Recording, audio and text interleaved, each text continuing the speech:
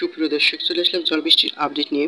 আগামীকাল 29 তারিখ রবিবার খুলনা, বরিশাল, কুমিল্লা এবং চট্টগ্রাম বিভাগের এবং ঢাকা বিভাগের একাধিক জেলায় দুপুরের পরে মাঝারি থেকে মাঝারি ধরনের বৃষ্টিপাত দেখা যেতে পারে। সেই সাথে খুলনা এবং বরিশালে মাঝারি থেকে ভারী বৃষ্টিপাত দেখা যেতে পারে। সেই সাথে মহেশখালী এবং টেকনাফে মাঝারি থেকে ভারী বৃষ্টিপাত দেখা যেতে পারে। এছাড়াও কিন্তু বেলা গড়াতেই বাংলাদেশের একাধিক জেলায় আবারও ভারী বৃষ্টিপাত দেখা যেতে পারে। যেমন মেহেরপুরের কিছু কিছু জেলা, যেমন আলমডাঙ্গা, মেহেরপুর, চুয়াডাঙ্গা, দামোহদা। এছাড়াও কিন্তু এদিকে রয়েছে শাইলকুপা, কুমারখালী, এদিকে বারখাড়া এর আশপাশের জেলা, এবং এছাড়াও কিন্তু হারিয়াকুণ্ডা এবং ঝিনাইদহ এবং এর আশপাশের জেলার সময় কিন্তু মাঝারি থেকে একচাপা ভারী বৃষ্টিপাত দেখা যেতে পারে।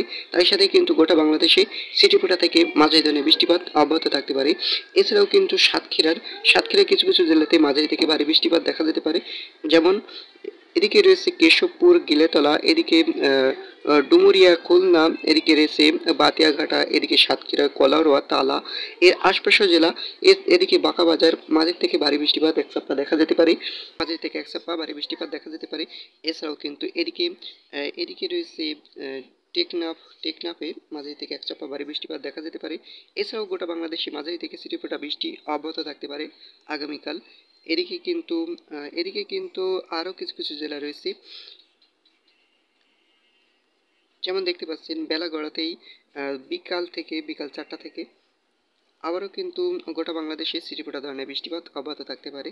এছাড়াও কিন্তু মেঘলা আকাশ সহ পরিষ্কার না হলেও মেঘলা আকাশ সহ কিন্তু বৃষ্টির ধরনটা কমে আসতে পারে আগামীকাল সকাল থেকেই দুপুর 12টার ভেতরে। তো প্রিয় বন্ধুরা, এই ছিল আজকের মতন আমার লেটেস্ট আমার খবর জানতে আমাদের সাথে থাকুন। ধন্যবাদ। আসসালামু আলাইকুম।